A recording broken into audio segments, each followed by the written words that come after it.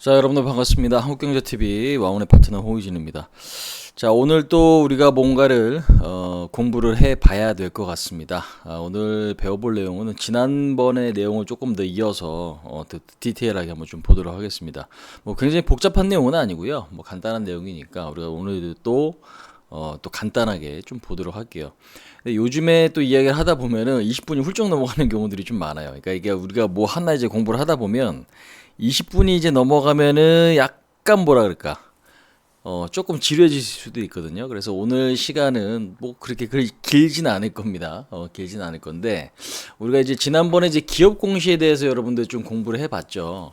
요즘에 기업 공시 굉장히 중요합니다. 그러니까 지금 왜 그러냐면 시기가 시기인 만큼 이제 사업 보고서가 이제 우리가 결산이 끝나면, 그러니까 결산월이 끝나면 사업 보고서가 이제 제출이 돼야 되는데 그 사업 보고서는 이제 90일 이내예요.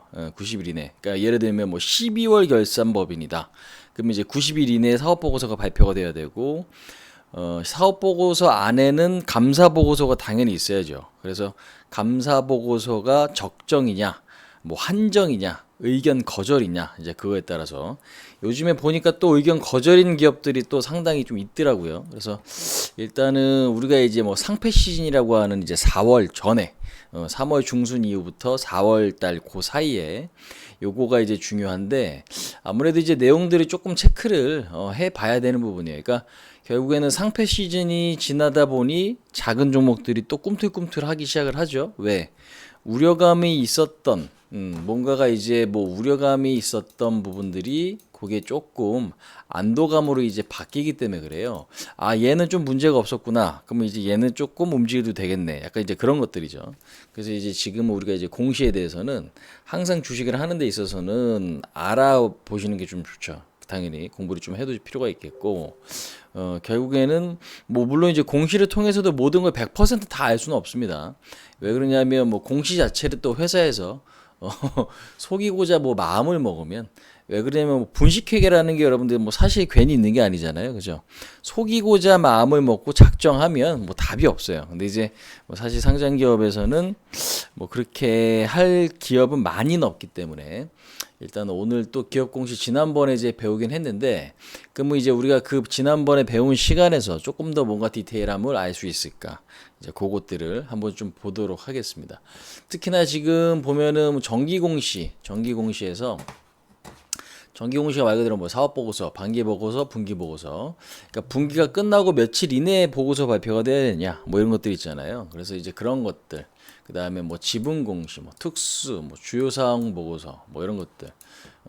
어떤 규제를 받는 공시, 우리가 이제 유통시장 공시다라고 이야기하는 거고, 그 다음에 수시공시. 어떤 경영상에 있어서 자율적으로 올리는 것들, 뭐 공정공시, 뭐 이런 것들에 대해서 부분들 우리가 좀 알아봐야 될 것 같아요. 근데 이제 자 일단은 내용 한번 좀 볼 텐데 전자공시 시스템은 지난번에 주소를 안내드렸죠. 우리가 이제 기업공시 볼 수 있는 곳은 두 군데다.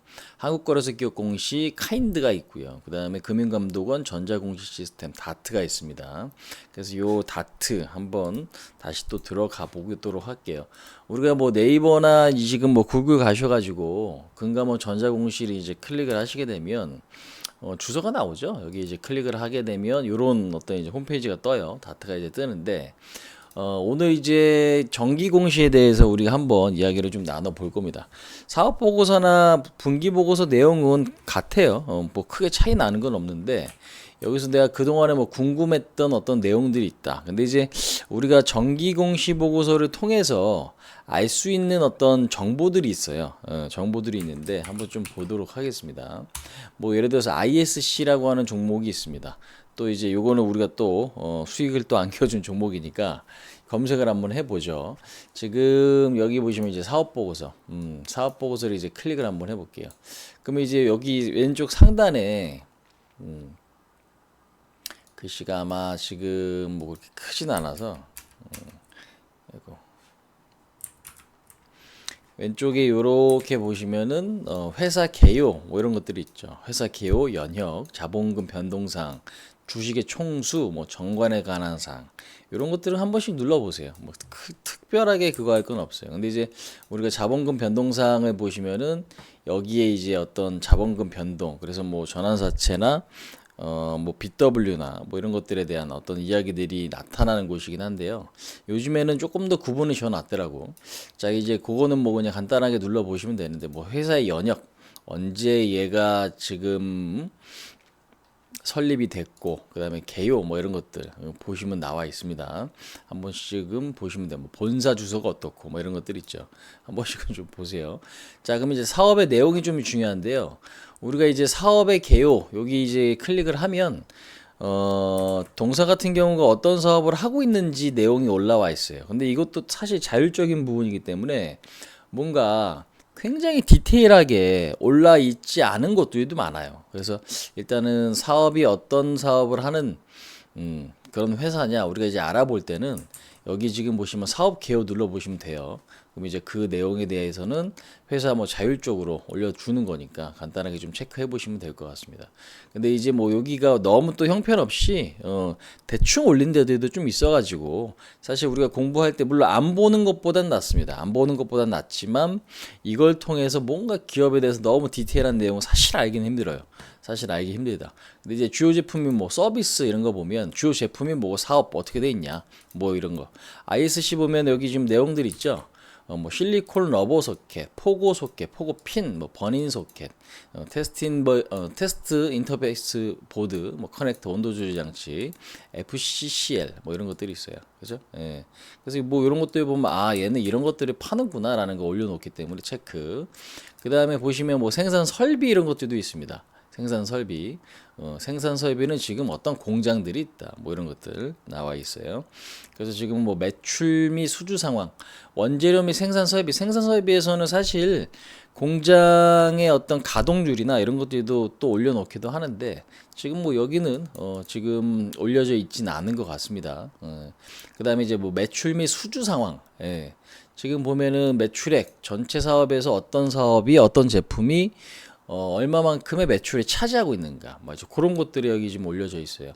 그러니까 지금 이렇게 보시면은 뭐 있죠. 그 다음에 이제 수주 산업 뭐 이런 것들이 있습니다. 그래서 수주라는 거 우리가 특히나 수주 산업 같은 경우는 뭐 조선이나 뭐 건설, 그 다음에 요즘 방산, 그 다음에 일부 개별 기업들도 말 사실 수주받고 물량을 그러니까 그 수주를 받고 나서 그게 얼마인지 게재되는 곳이 당연히 요 공간인데 수주 산업이 아닌 것도 있죠.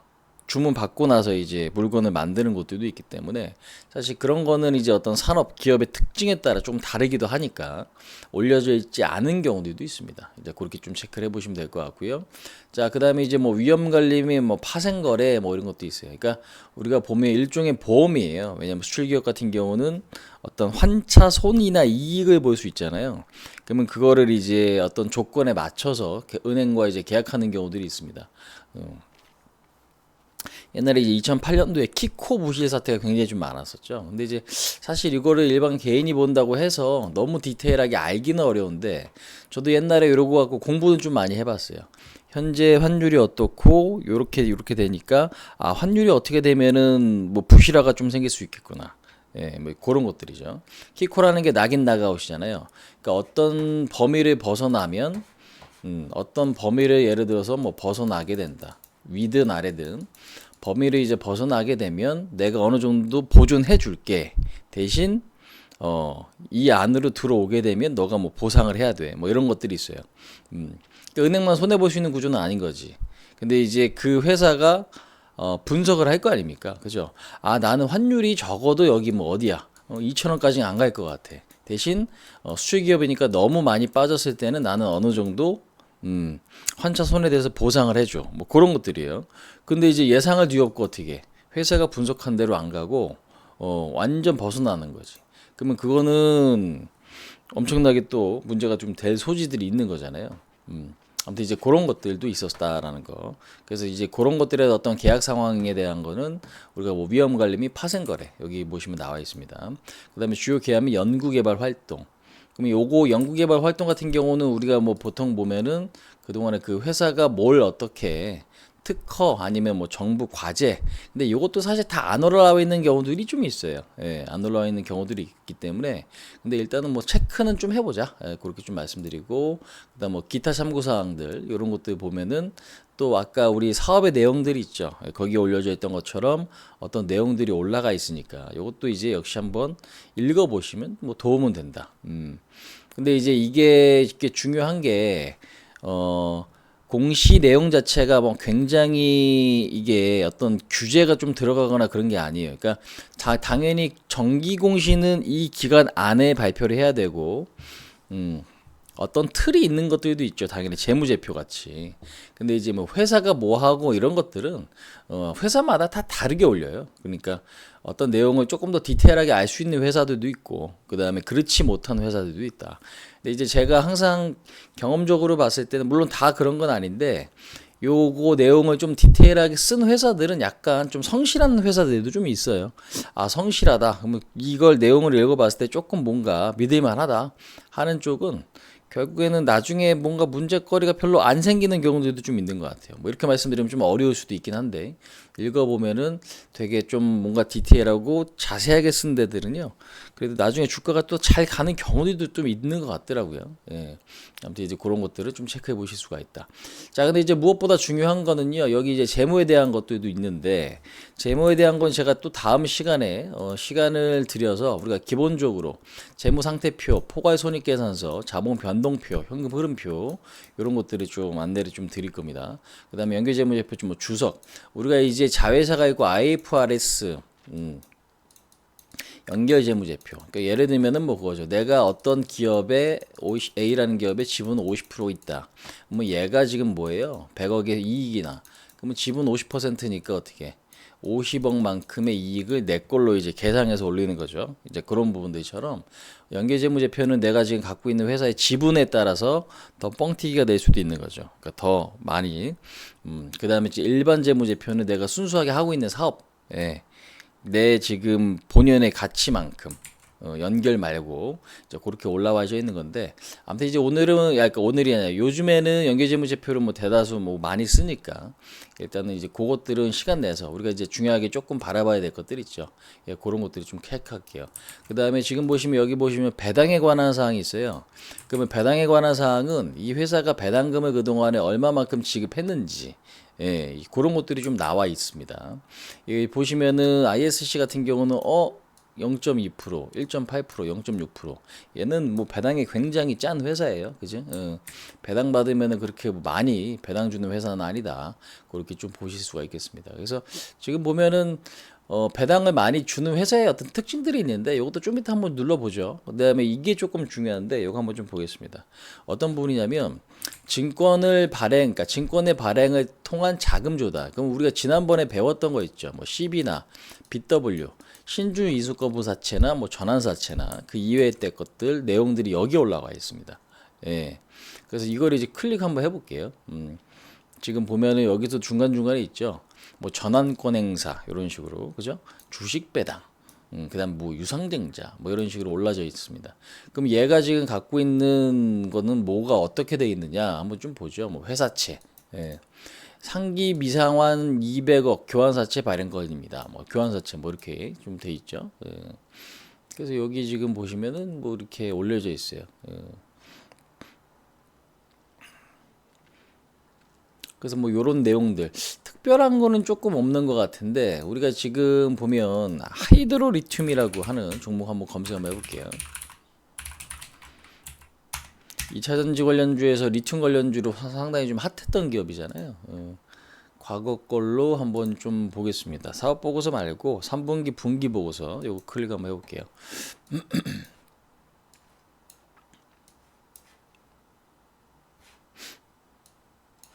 그러면 이제 똑같이 왼쪽에 여기 증권의 발행을 통한 자금 조달 있죠. 요거 클릭을 한번 해볼게요. 요거 클릭을 한번 해보면 이 회사가 전환사채 물량 아니면 신주인 수권 부사채 이런 것들이 어떻게 발행되어 있는지 우리가 아실 수가 있어요. 근데 여기 지금 보면은 미상환 전환사채 발행 현황 이렇게 돼 있죠. 그러면 기준일이 2023년 9월 30일, 그러니까 딱 3분기 끝났을 때 기준이다라고 보시면 되는데, 지금 보면은 무기명식 무보증 3호 전환사채 1회차 발행 언제 2022년 12월 달에, 만기는 25년 12월 달에 돼 있는 거잖아요. 자, 근데 이제 보니까 물량이 굉장히 많죠. 150만, 1,500만 주, 1,500만 주. 1500만 주. 왜 처음에 100, 1000억, 10억, 100억, 500억짜리 전환사채를 발행을 했는데 전환가액이 얼마입니까? 3,300원이에요. 그지? 근데 얘 지금 주식이 작년 3분기 기준에서 얼마였는지 한번 대략 한번 좀 볼게요. 하이드로리튬입니다.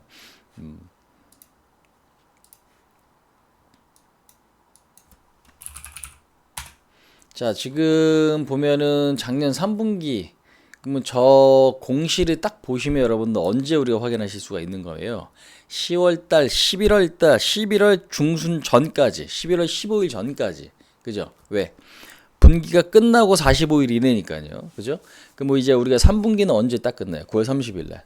그럼 이제 그거 딱 끝나고 45일 이내인데 주가를 보니까 얼마입니까? 얘 10,000원대잖아요. 만원대. 그지?